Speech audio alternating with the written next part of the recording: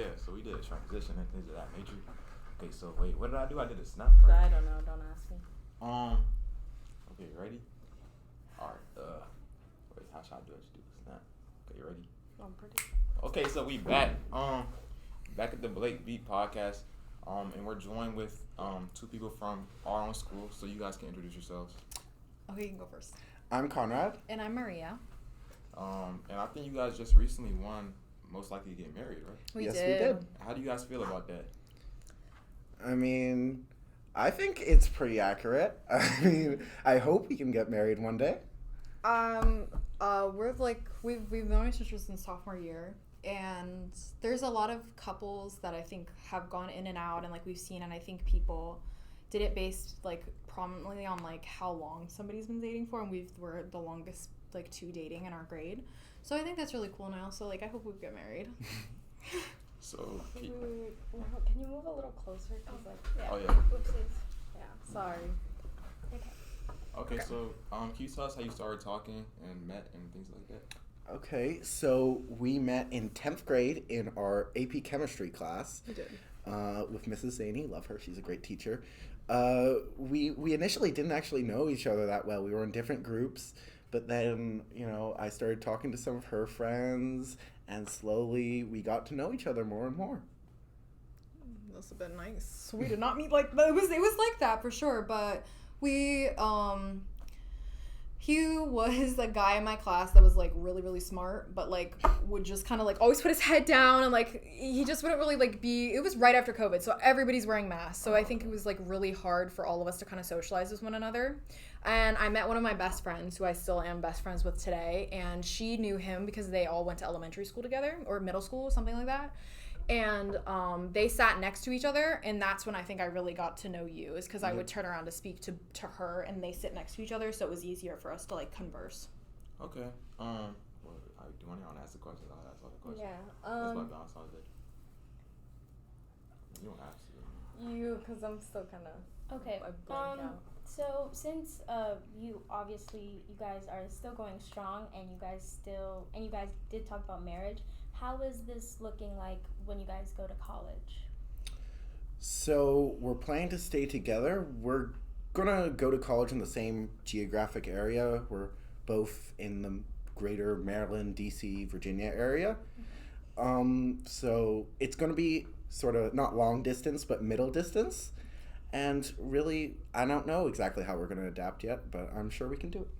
Mm-hmm. So you guys have like had that conversation of okay, we're seniors, like what's coming after? We have very blunt conversations. Something about our relationship just in general is we're very like blunt with one another. We come from like, I guess that type of, we're just really blunt people, I think. And we have the conversations, like we have emotional deep conversations over lunch, when I think other people are like, not in like a weird way, but just in a like, oh, this is gonna happen. I think it's also really important for just relationships in general besides ours, that like you don't have to be together with your partner to make it work.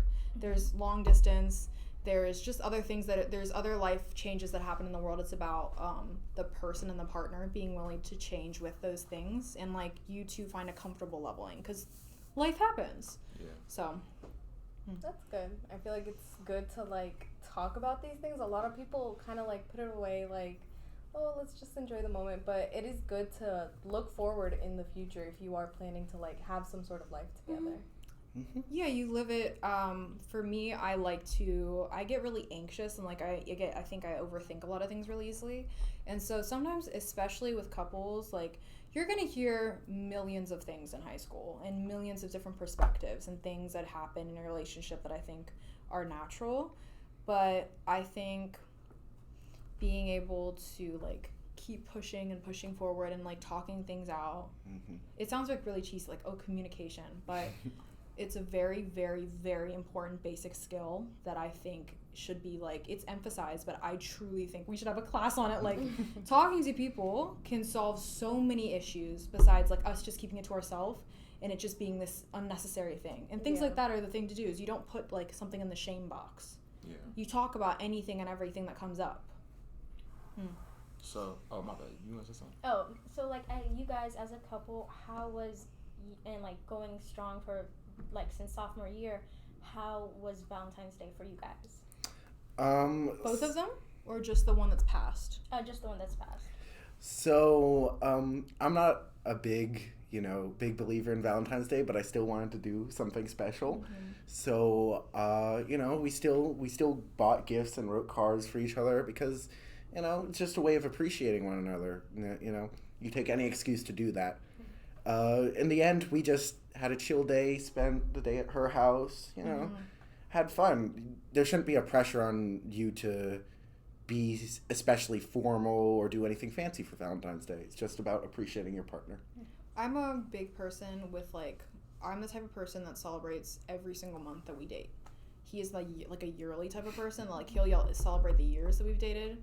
And so I tend to just look at holidays. This is with anybody, just besides my relationship, that I love to love people, and I love to, do things for separate people. And I think for him, everybody has their love language, and I think finding that out is really crucially important. And for him, it's being together, physical touch, and I made dinner.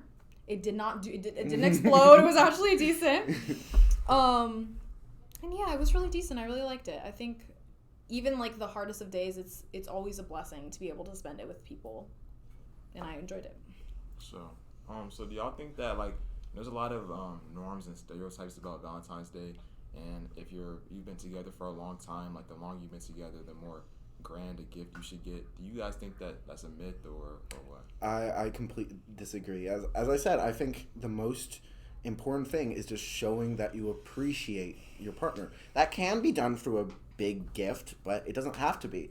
Even just saying something or spending the day together, that can be enough. It really depends on your relationship. Everyone's relationship is different. But for me, you don't need to do something big to show your appreciation. I'm the type of person that, like I said before, I appreciate, I really like small things. I think small things add up. And anybody in a relationship, going into a relationship or whatever, the situation is, not every girl wants a diamond ring and, wants you to have this extravagant, people don't understand how much it matters when you have the effort to ask questions about a person, the effort to care about somebody. And it sounds so sad, but it's very, very true. And I feel Valentine's Day, I heard someone say this, Valentine's Day, everybody is buying flowers and doing this and chocolates and everything.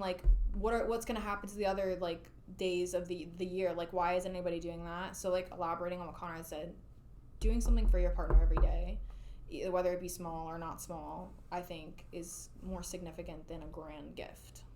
So with your guys' difference in gift giving, you say you're more every month, he's more yearly. Yeah. How do you guys do gifts? Putting Valentine's Day aside, is it just a normal oh hey, I got you this, or what is your guys' thing? That's my specialty. I Yes. think I take the crown on that. She is a very big gift giver. I love giving gifts to people. I love giving them to him. For me, I kind of have a routine in the morning. Well, I make coffee, and I make coffee for him, and I pack and I make lunches for both of us. And so that's my little piece of the day that I give him. And if I see something that I think he would really like, I do something called You Days, because I've seen them before, where it's basically you just pick a random day and you're here, I was thinking about you, and giving them a gift. This goes for platonic relationships too. I think that's my crown of award. I really that's how I am. I write letters to him. I'll come by his house when he's not aware of it, and I'll bring him something that I baked for him. And I cook him lunch or dinner or breakfast or coffees. I do a lot of things for him. I'm less of a gift giver, but I still try to do stuff for her because she does stuff for me. Relationship is both ways.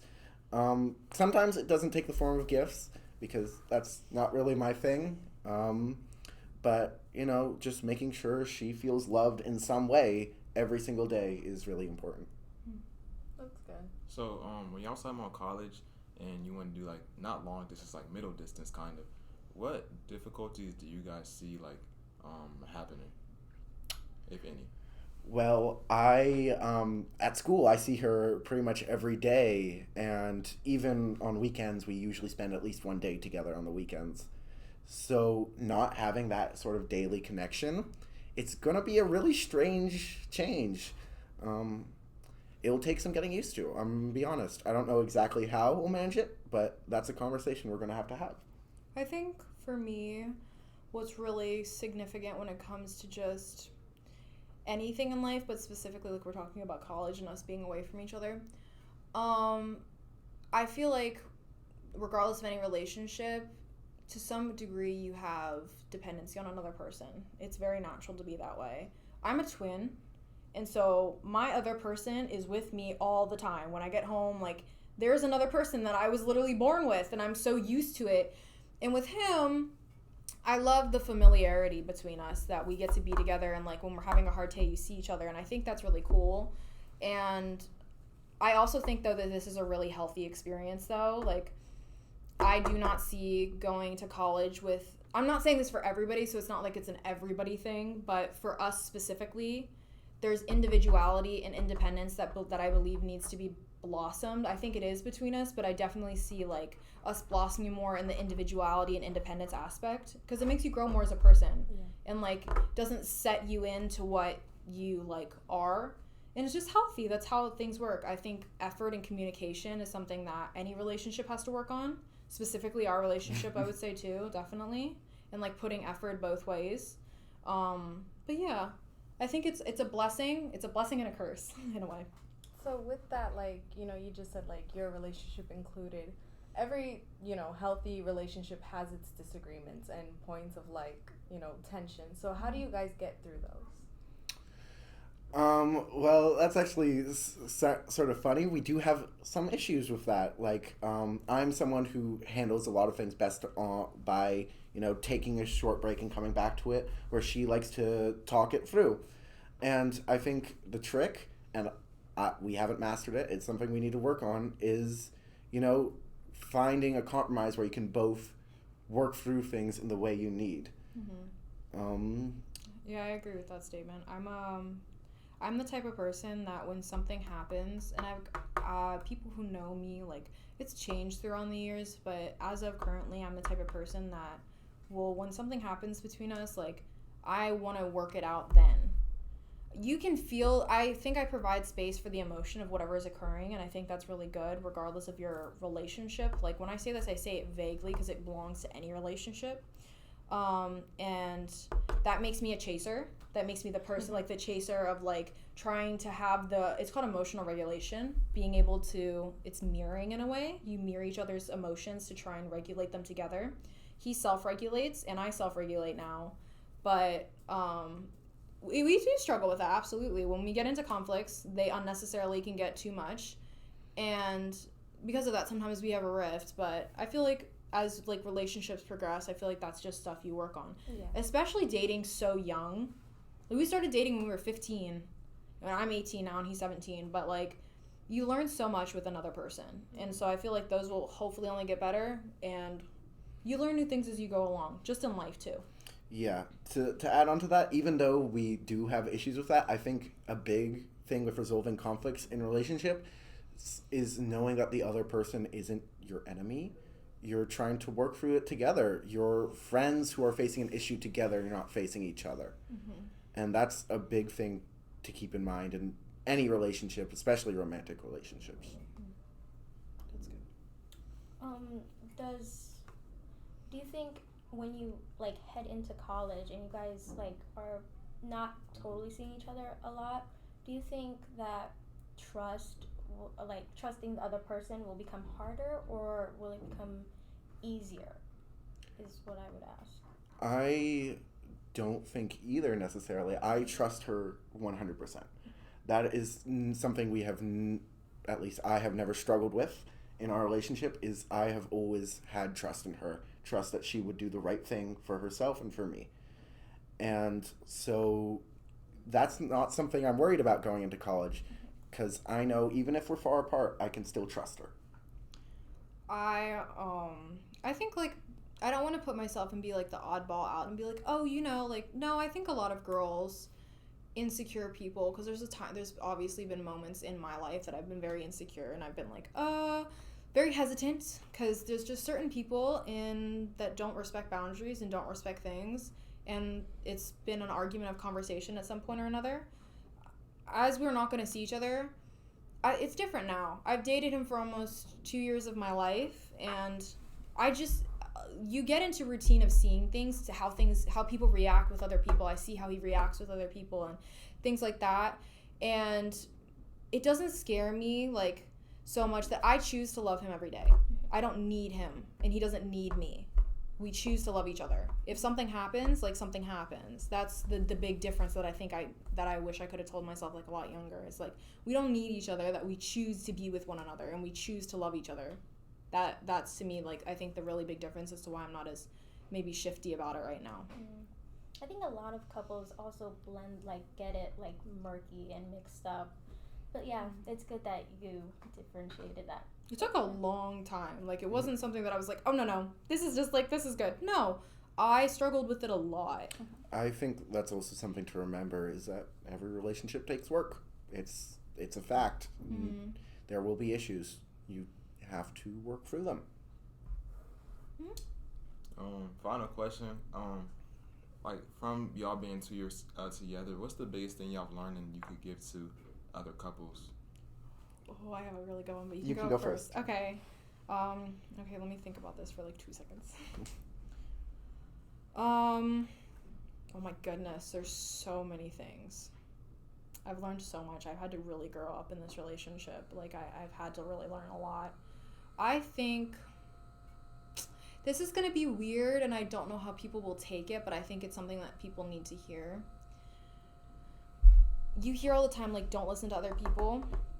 To some extent, I agree with that. I think that definitely you don't need to hear everybody else's opinion or anything of the sort, but, like, your relationship is your relationship. It's yours. It's not somebody else's to make marks and, like, bully you and make rumors and do all these unnecessary things, because they're gonna happen. They happen to us a lot. And I think definitely other couples, like, people love to talk about other people in a very sad and, like, negative manner. And I think what people need to remember is that they'll be, like, setting you up and being like, oh, no, this is how your life is going to be. This is what's going to happen. And I think any new couples, just any people in your life, that people will come in and out of your life and stay in your life and do things because of where your path is in life. And that, like, don't think that your life is over if maybe the person that you're going to date isn't your forever. Because that doesn't mean you're not going to have that. In the days that, you know, all of these things like kind of happen and you have really rough days in school or just life, because we have social media now. Social media is a very popular thing. It's a very messy thing. And I think it's okay to not have your forever. It's okay for your relationship to not be perfect. And it's okay to, like, just be yourself. Mm-hmm. And I think that's something that's really important that I don't think people get to hear enough, is that you get to be a human. You get to be a human in a relationship, and you get to be a human in general. And what people say about that is not your problem, and it's not your choice, but you don't blame yourself. For me, the big thing I've learned is really that every relationship is going to be different. Just because your relationship isn't the same as someone else's or some TV show or something you see online doesn't mean it's wrong, doesn't mean you need to change it. Every relationship will be different, and they can be exactly what you need in totally different ways. You don't need to compare yourself to other people. That's important, yes. Well, thank you guys so much for your time, and hope you guys stay strong in the future. And that's it, Bengals. Yeah, appreciate y'all talk. That was great. All right, thank you. Okay. All right, cool. Oh my goodness, that was really good.